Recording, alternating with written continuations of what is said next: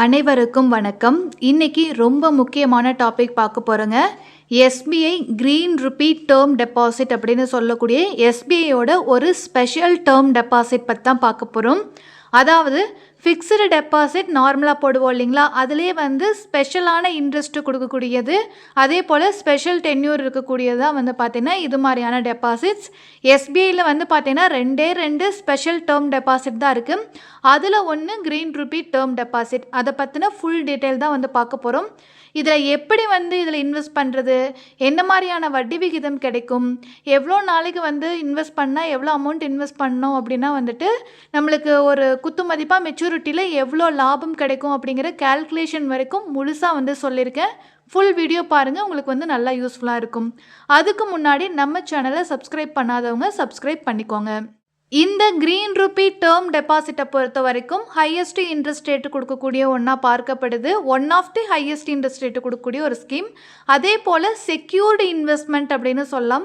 இந்த green rupee term டெபாசிட்டில் invest பண்ணுறப்போ உங்களுடைய டேர்ம் டெபாசிட்டுக்கு அப் டு 5 lakhs வரைக்கும் பார்த்துட்டிங்கன்னா தாராளமாக இன்சூரன்ஸ் அப்படிங்கிறது கவர் ஆகும்.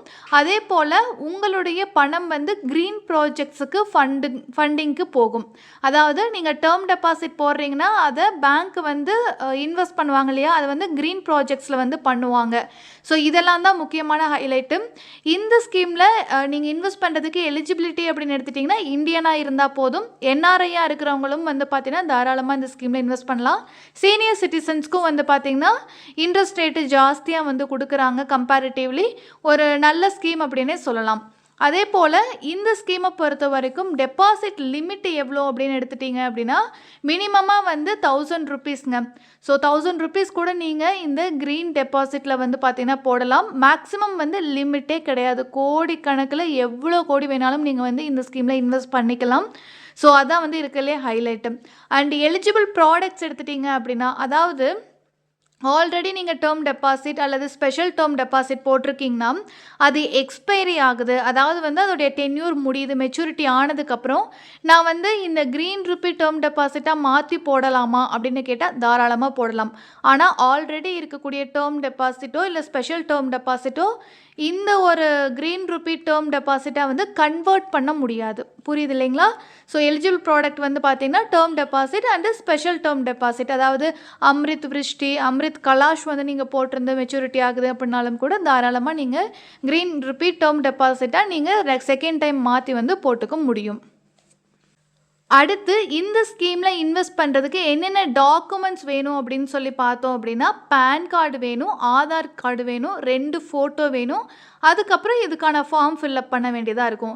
இனிஷியலாக பார்த்துட்டிங்கன்னா பேங்க் பிரான்ச்சஸ்லாம் இதுக்கான டெபாசிட் அப்படிங்கிறத எடுத்துகிட்டு இருந்தாங்க. இப்போ ஆன்லைனில் கூட நீங்கள் தாராளமாக இந்த ஸ்கீமில் இன்வெஸ்ட் பண்ண முடியும். ஸோ ஒருவேளை பேங்க் பிரான்ச் இருக்குது, எஸ்பிஐயோட பிரான்ச் பக்கத்தில் இருக்குன்னா தாராளமாக நீங்கள் போய் அங்கேயே இன்வெஸ்ட் பண்ணலாம்.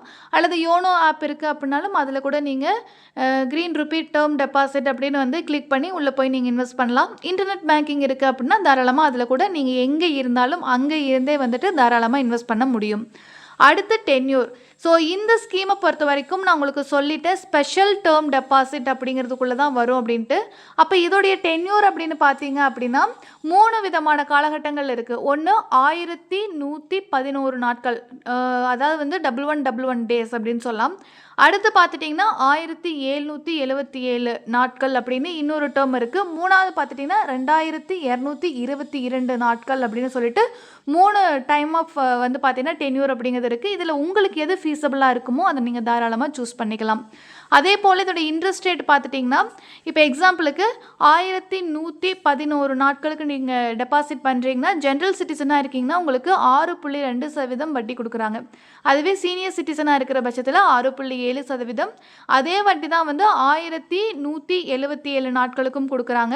2222 நாட்களுக்கு எடுத்துட்டிங்க அப்படின்னா 5.95% ஜென்ரல் சிட்டிசனுக்கு வட்டி கொடுக்குறாங்க. அதுவே சீனியர் சிட்டிசனுக்கு எடுத்துட்டிங்கன்னா 6.95% கொடுக்குறாங்க. இது ஜூன் 2025 மாற்றி அமைக்கப்பட்டிருக்கு. இதுக்கு முன்னாடி இருந்த வட்டி விகிதத்தை மாற்றி இப்போ என்ன இருக்கோ அதை தான் உங்களுக்கு நான் கிளியராக சொல்லியிருக்கேன். கரண்ட்டில் என்ன வட்டி விகிதம் அப்படிங்கிறது உங்களுக்கு தெரியும். அடுத்து இந்த ஸ்கீமை பொறுத்த வரைக்கும் ப்ரீமெச்சூர் வித்ட்ரால் பண்ண முடியுமா அப்படின்னா டேர்ம் டெபாசிட்டுக்கு எப்படி நீங்கள் வித்ட்ரால் பண்ணுவீங்களோ அதே போல் பண்ணிக்க முடியுங்க. ஆனால் பெனால்ட்டி அப்படிங்கிறது அப்ளிகபிள் ஆகும் ப்ரீமெச்சூர் வித்ட்ரால் பண்ணுற பட்சத்தில். லோன் எடுத்துக்க முடியுமா அப்படின்னு பார்த்தீங்கன்னா தாராளமாக நீங்கள் லோன் வந்து அவைல் பண்ணிக்கலாம். அதாவது லோனுக்கு இந்த டாக்குமெண்ட்டையும் வச்சு யூஸ் பண்ணிக்கலாம், எஃப்டி போட்ட டாக்குமெண்ட்டையும். அல்லது வந்து பார்த்தீங்கன்னா இந்த எஃப்டி வந்து அதாவது வந்து டேர்ம் டெபாசிட்டை வச்சே வந்து பார்த்தீங்கன்னா நீங்கள் தாராளமாக லோனை எடுத்துக்க முடியும். நாமினி ஃபெசிலிட்டி இருக்கா அப்படின்னு பார்த்தீங்கன்னா தாராளமாக இருக்குது, நீங்கள் நாமினி வந்து அவைல் பண்ணிக்க முடியும். டிடிஎஸ் அப்ளிகபிள் ஆகுமா அப்படின்னு கேட்டால் கண்டிப்பாக டிடிஎஸ் வந்து பிடிப்பாங்க. ஸோ உங்களுக்கு வந்து இன்ட்ரெஸ்ட் வந்து 40,000 50,000க்கு மேலே வருது ஒரு வருஷத்துக்கு அப்படிங்கிற பட்சத்தில் டிடிஎஸ் பிடிச்சிட்டு தான் கொடுப்பாங்க. அதே போல் டேக்ஸ் பெனிஃபிட் இருக்கா அப்படின்னு கேட்டால் ஆஸ் பர் செக்ஷன் 80C கீழே ஓல்டு டேக்ஸ் ரெஜிமில் யூஸ் பண்ணுறீங்க அப்படின்னா அப் டு 1.5 lakh rupees வரைக்கும் இன்வெஸ்ட் பண்ணுற பட்சத்தில் உங்களுக்கு இன்கம் டேக்ஸ் அப்படிங்கிறது அந்த அமௌண்ட்டுக்கு வந்து பிடிக்க மாட்டாங்க. ஸோ டேக்ஸ் பெனிஃபிட் இருக்குது, டிடிஎஸ் வந்து அப்ளிகபிளாக தான் இருக்கும். அடுத்து இன்ட்ரெஸ்ட் கால்குலேஷன். ஸோ எவ்வளோ வந்து வட்டி வருது அப்படின்னு சொல்லி பார்த்துடலாம் வாங்க. ஸோ பிரின்சிபல் அமௌண்ட்டு எவ்வளோ போட்டால் எவ்வளோ மெச்சூரிட்டி அமௌண்ட் வருது அப்படின்னு பார்த்துடலாம். இப்போ 1,00,000 ரூபாய் நீங்கள் வந்து இன்வெஸ்ட் பண்ணுறீங்க அப்படின்னா 1,52,068 ரூபா உங்களுக்கு மெச்சூரிட்டி அமௌண்ட்டாக வருது. அதுவே 5 லட்ச ரூபா போடுறப்போ 7,60,000 ரூபாய், அதாவது 2,60,000 ரூபாய் ஜாஸ்தியாக உங்களுக்கு வந்து வட்டியாக மட்டும் வருது மெச்சூரிட்டியில். அதுவே 10 லட்சம் போடுறப்போ 15,20,685 ரூபா வரும். அதுவே 15 லட்சம் போடுறப்போ உங்களுக்கு 22,81,000 கிட்டத்தட்ட 7,80,000 ரூபாய் ஜாஸ்தியாக வந்து உங்களுக்கு வட்டியாக மட்டும் வருது. இதுவே 25 லட்சம் நீங்கள் வந்து அமௌண்ட்டு போடுறீங்க, பிரின்சிபல் அமௌண்ட் போடுறீங்கன்னா உங்களுக்கு 38,01,712 ரூபாய் மெச்சூரிட்டி அமௌண்ட்டாக வரும். ஸோ இது வந்து டிடிஎஸ் எல்லாம் நான் வந்து பிடிக்காம கால்குலேட் பண்ணியிருக்கேன், ஓகேங்களா. இதில் டிடிஎஸ் எல்லாம் பிடிச்சி தான் உங்களுக்கு ரிமைனிங் அமௌண்ட் வரும். இது பார்த்தீங்கன்னா 2,222 நாளுக்கு வந்து பார்த்தீங்கன்னா சீனியர் சிட்டிசனுக்கு என்ன மாதிரியான ஒரு வட்டி வரும் அப்படிங்கிறத நான் உங்களுக்கு கால்குலேட் பண்ணி சொல்லியிருக்கேன். ஸோ இந்த ஸ்கீமை பொறுத்த வரைக்கும் பார்த்துட்டிங்கன்னா கன்வர்ஷன், அதாவது டேர்ம் டெபாசிட்டை க்ரீன் டெபாசிட்டாக கன்வெர்ட் பண்ணிக்க முடியுமா அப்படின்னு நீங்கள் யோசிக்கிறீங்கன்னா அது வந்து அலோடு கிடையாது.